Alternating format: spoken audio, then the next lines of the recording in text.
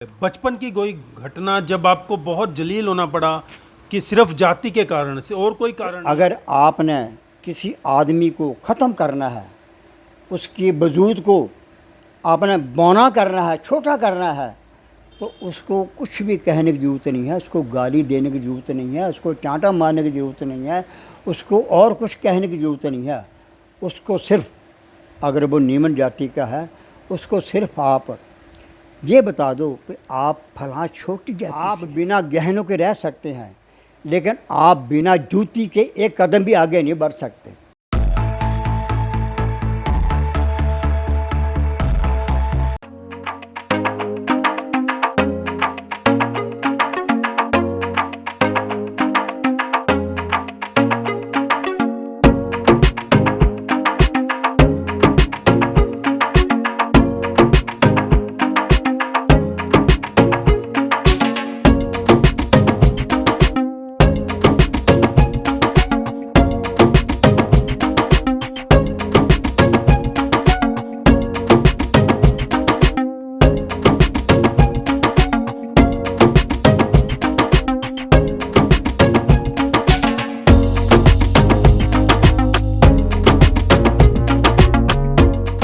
नमस्कार दोस्तों, डायनेमिक स्वामी exclusive talks YouTube channel पर आपका यह दोस्त कमलजीत सिंह आपका हृदय से स्वागत करता है। दोस्तों, जैसा कि आप जानते ही हैं, मैं आपको समय समय पर विशिष्ट प्रतिभाशाली व्यक्तियों से मिलवाता रहता हूं। इसी श्रृंखला में आज एक बहुत ही प्रतिभाशाली व्यक्ति से आपको मिलवाने जा रहे हैं। उनसे मिलने आज हम दिल्ली से पंजाब आए हैं, होशियारपुर में। इस शख्सियत का नाम है द्वारका भारती। द्वारका भारती जूतों का काम करते हैं, यानी वे एक मोची हैं और साथ ही एक बहुत ही विद्वान साहित्यकार भी हैं। इनके बारे में आप जानकर हैरान हो जाएंगे कि इनको लेक्चर देने के लिए इग्नू, इंदिरा गांधी ओपन यूनिवर्सिटी वाले भी इनको बुलाते हैं और भी बहुत जगह साहित्य सभाओं में इनको बहुत सम्मानित किया जाता है। हाल ही में इनकी आत्मकथा मोची रिलीज़ हुई है। ये बहुत लोग पढ़ना चाह रहे हैं और बहुत इनके बारे में लोग जानने को उत्सुक हैं। आइए मिलते हैं द्वारका भारती जी। नमस्कार द्वारका भारती जी। हाँ जी, नमस्कार। आपका हमारे चैनल पर स्वागत है और हमारी बहुत सारी जिज्ञासा हैं जो दर्शकों की, तो हम आपसे उन जिज्ञासाओं को सुलझाने के लिए आपसे बातचीत करेंगे। जी शुक्रिया।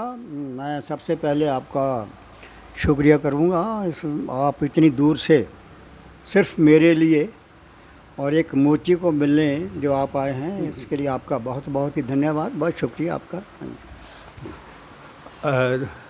देखो कितना इनके अंदर, मतलब कितने डाउन टू अर्थ हैं। इन्होंने आज भी और बड़े बड़े गर्व से कहते हैं कि मैं मोची हूँ। ये बहुत बड़ी बात है। और वो कबीर साहब का मुझे वचन याद आता है कि जात ना पूछो साधु की, पूछ लीजिए ज्ञान, मोल करो तलवार का, पड़ी रहन दो म्यान।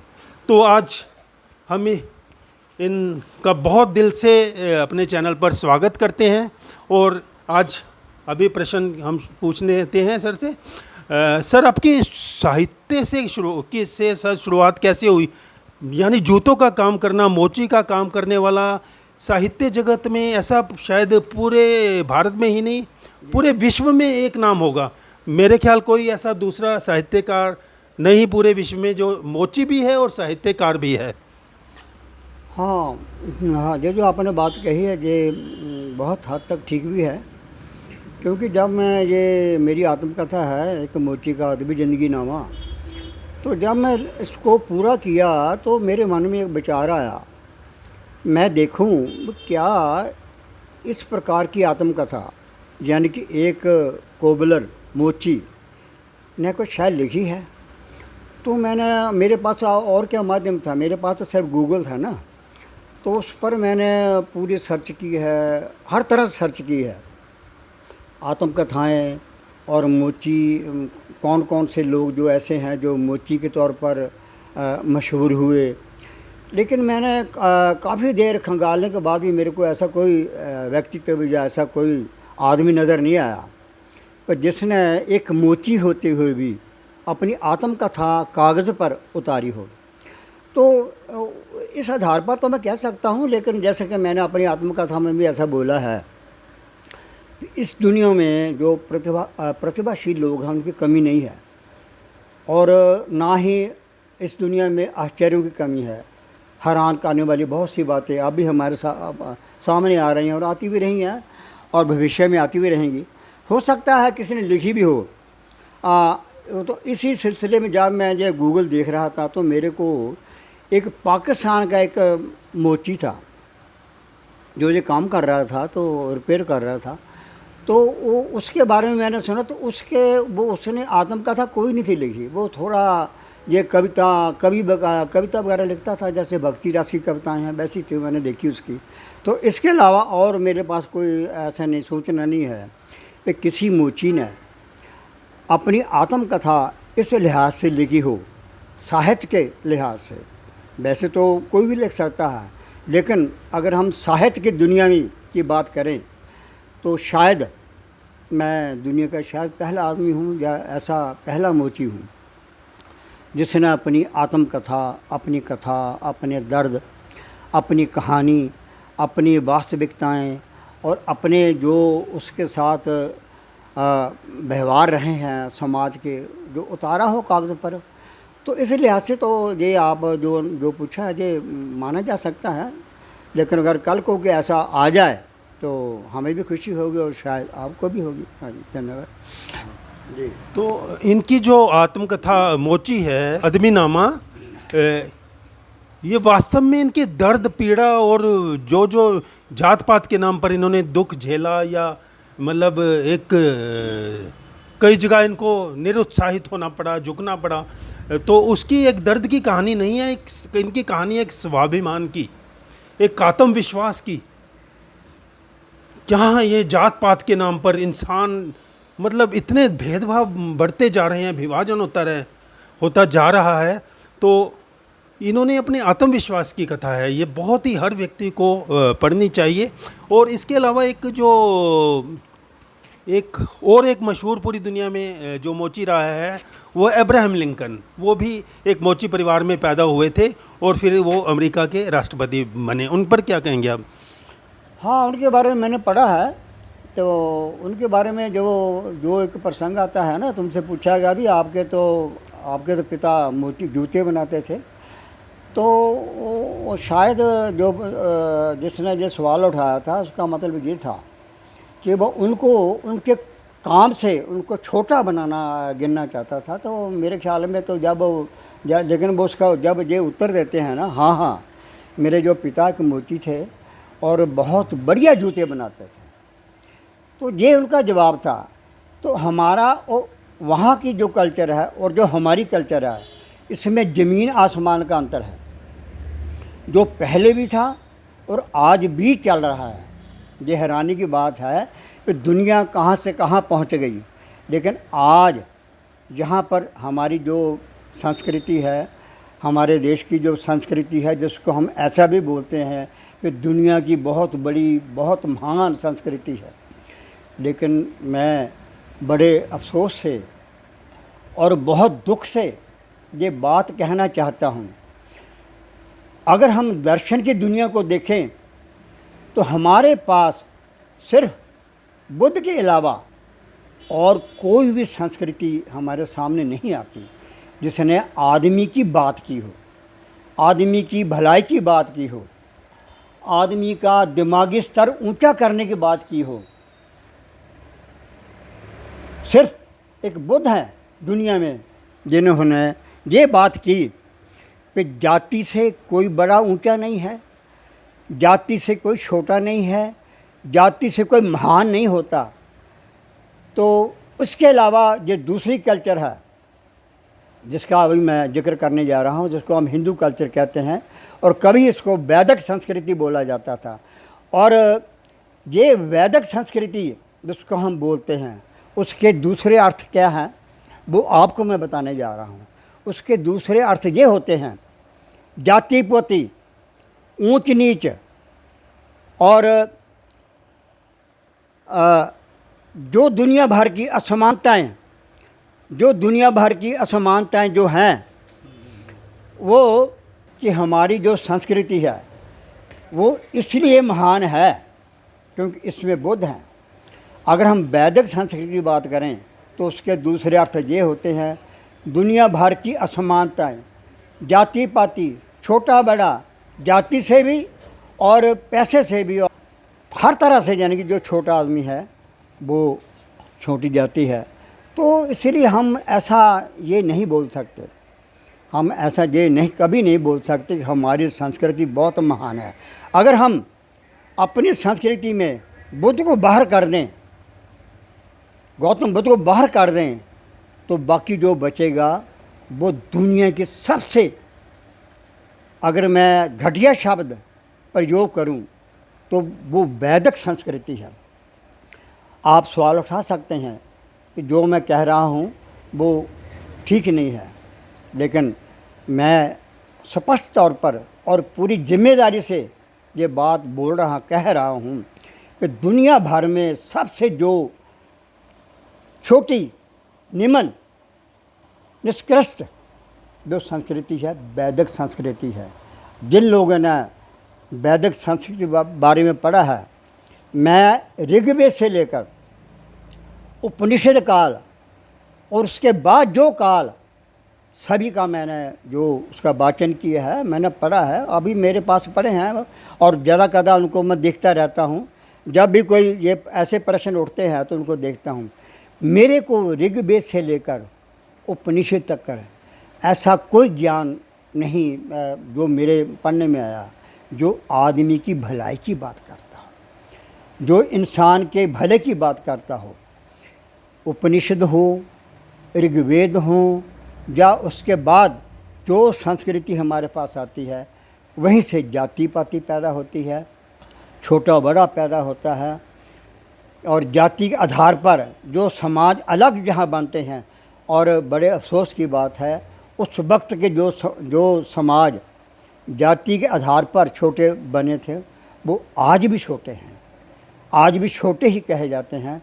तो ऐसी जो संस्कृति है वो हम किस आधार पर बोलेंगे कि ये हम विश्व गुरु हैं। मैं जब भी अपना देश छोड़कर, वतन छोड़कर बाहर गया हूँ तब मेरे को वहाँ पर जाकर खुली हवा का एहसास हुआ है। वहाँ मेरे को ये कोई नहीं पूछता तुम कौन सी जाति के हो, मेरे से कोई ये प्रश्न नहीं करता तुम किस ख़ानदान से हो, मेरे से ये प्रश्न कोई नहीं करता तुम क्या काम कर रहे हो।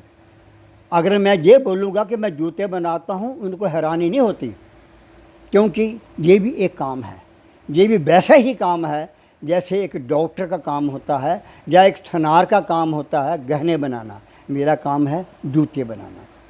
और मैंने ये बात अपनी आत्मकथा में भी ये दर्ज की है, एक जूते बनाने वाला और एक सुनार जो आपके हाथों के गहने बनाता है, कानों के गहने बनाता है, और एक जूते बनाने वाला जिसको आप मोची बोलते हैं, वो दोनों में ढेर सा अंतर ये है कि आप बिना गहनों के रह सकते हैं लेकिन आप बिना जूती के एक कदम भी आगे नहीं बढ़ सकते।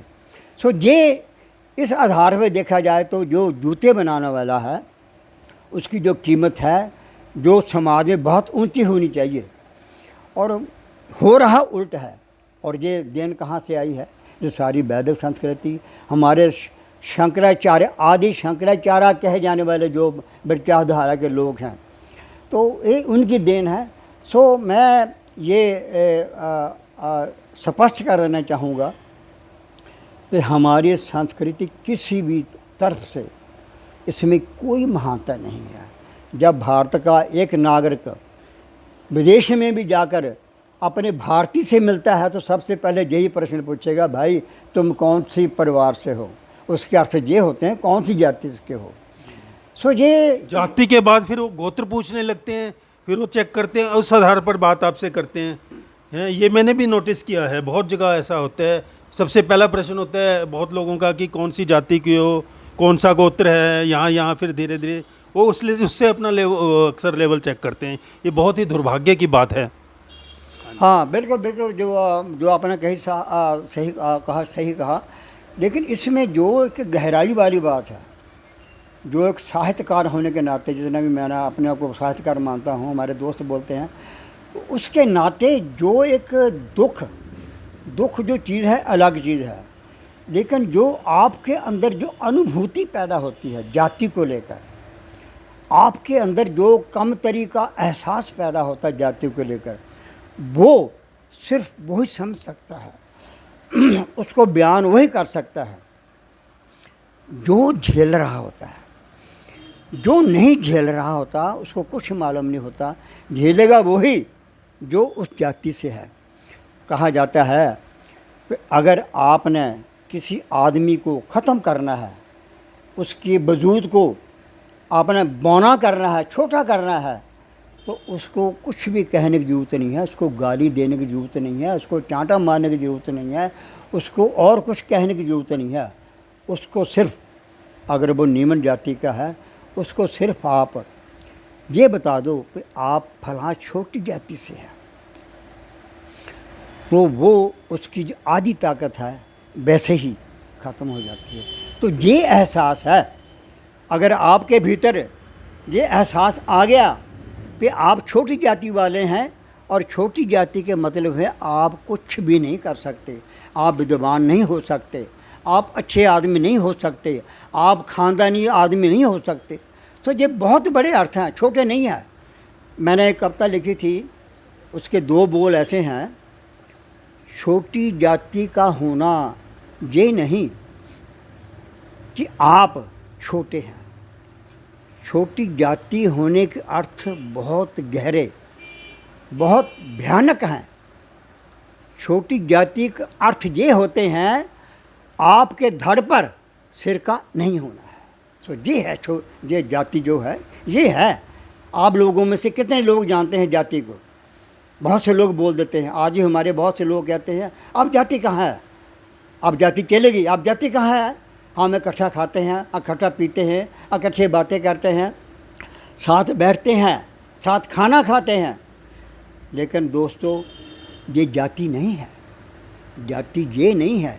जाति वो है जब आप अपनी शादी करते हैं, अपना विवाह करते हैं, बच्चों का विवाह करते हैं, तो आपको सबसे पहले अपनी जाति का ही आदमी ढूंढना होता है। ये है जाति, वो नहीं है जैसे जो लोग बोल रहे हैं। सो ये बहुत बड़ी चीज़ है, छोटी नहीं है। आज भी जाति, गोत्र और उसके बाद दूसरी चीज़ें बाद में आती हैं। आपके पास कितना पैसा है, आपका लड़का क्या करता है, आपका लड़का ऑफिसर है, आपका लड़का बहुत बड़ा आदमी है या आप बहुत बड़े आदमी हैं, इससे आपकी जो है वो नहीं गिनी जाएगी। आपका जो व्यक्तित्व है इससे नहीं गिना जाएगा। आपका व्यक्तित्व गिना जाएगा आप कौन सी जाति के हैं। आप कंगाल ही भी क्यों ना हो, लेकिन जाति आगे आएगी। सो ये है, इसको हम जाति बोलेंगे। तो मेरा अपना ये कहना है कि इसका जो है ये अब वक्त है, इसको, इस भावना को, इस अवधारणा को बदलने का। और जब तक ये नहीं बदली जाती कि ये कटु सच्चाई है, बहुत कड़ी भी सच्चाई है, हम कभी भी बाहर जाकर अपने आप को भारतीय नहीं कह सकते। मैं आज नहीं कह सकता, मैं बाहर जाऊंगा, मैं कभी नहीं कह सकता मैं भारतीय हूँ। वहाँ के लोग जितना जानते हैं भारतीय को, उसका मतलब यही है कि आप लोगों ने बहुत से वर्ग बना रखे हैं। आप लोगों ने बहुत से अपने दिमाग के अंदर एक कूड़ा जमा कर रखा है। जब तक आप वो बाहर नहीं निकालते तो मुझे नहीं लगता कि हमारा देश या हमारी संस्कृति लोगों की निगाहों में, विदेश की निगाहों में, दूसरे लोगों के लेखों की निगाहों में बहुत अच्छी गिनी जाएगी। द्वारका भारती जी, बचपन की कोई घटना जब आपको बहुत जलील होना पड़ा कि सिर्फ जाति के कारण से, और कोई कारण नहीं, आप भोला मन होता है, बच्चे को नहीं पता होता, जात पात भी कुछ होती है, तो उस दौरान की पहली घटना जब आपको बहुत, जो दिल पे आपके बहुत, जिसको पीड़ित रहे हो, आपको बहुत दर्द दिया हो, ऐसी कोई घटना हमारे साथ शेयर करने चाहेंगे? हाँ, वैसे तो देखिए ऐसा है भाई, ये जो घटनाएं हैं जो हैं ऐसी, जो पहले होती रही हैं, अभी हो रही हैं। अभी हम देखते हैं वो फलां प्रोफेसर था, उसके हाथ से वो उसका रजिस्टर उसके हाथ से लगाना उन्हें लोगों ने मना कर दिया। तो ये तो बहुत पुरानी बात, जो मेरे जैसे लोग हैं जो पढ़ कर आए हैं, कॉलेज से पढ़ कर आए हैं, यूनिवर्सिटी में पढ़ कर आए हैं, तो उनके अपने अपने बहुत एक अनुभव रहे हैं। और हर जो छोटी जाति का जो हर व्यक्ति है, चाहे वो कॉलेज में गया हो, स्कूल में गया हो, कुछ ना कुछ उसके पास है रहा है। तो ऐसी ही घटना जो मेरे साथ भी हुई है, ये मैंने इस घटना को अपनी आत्मकथा है उसमें भी दर्ज किया है। तो ये तब की बात है जब मैं 10वीं क्लास में था। तो मैं मैथ में जो हिसाब है जो उसमें बहुत कमज़ोर था। कमज़ोर क्या, बिल्कुल बहुत ही कम मेरे को आता था और मेरी रुचि भी नहीं थी। तो मेरी रुचि साहित्य में थी और इसीलिए मैं ये इसकी ओर बहुत ध्यान भी नहीं दिया, ना मेरी रुचि बनी। तो हमारे एक हिसाब के जो टीचर हुआ करते थे उनका नाम विद्यासागर है। तो मैंने इसी कांड को अपनी आत्मकथा में विद्यासागर के नाम से लिखा है। तो वो मैथ के टीचर थे, बहुत कड़क थे। कड़क इस लिहाज से कि वो जो विद्यार्थी थे उनसे उनको जो उनके प्रति ट्रीटमेंट था वैसा ही होता था जैसे एक किसी व्यक्ति का एक छोटे जानवर से हो सकता है। तो जैसे हमने बहुत सी कहानी पहले भी सुनी है कि हमारे जो पहले टीचर बहुत मारा पीटा करते थे और जहाँ तक कि वो हाथ मुंह पूरा सुझा दिया करते थे। तो ये बहुत सी ऐसी घटनाएँ हैं। तो ऐसी घटनाएँ जो मेरे पास भी थी। तो जो वो टीचर थे वो बहुत कड़क थे। तो मैं जैसे मैंने बताया कि मैं हिसाब में बहुत कमज़ोर था। तो वो एक दिन जब हमारा जो ये पेपर हुए इसके मैथ के, तो अब मेरे को पता था कि वो जो मेरे पास कुछ नहीं आएगा। मैंने एक भी सवाल जो था वो नहीं किया था। तो मेरे को पता था कि मेरा 0 नंबर आएगा। अच्छा, वो हुआ भी वैसे ही। तो इस घटना को मैंने तो बहुत डिटेल से लिखा है अपनी आत्मकथा में। तो जब वो पेपर देने मेरे पास आए, सारे क्लास वालों को पेपर बांटे, तो मेरे पास भी आए। तो उन्होंने मेरा जो पेपर देखा तो बोला तुम्हारा नाम क्या? मैंने बोला मेरा नाम द्वारकादास है। तो बोला अच्छा।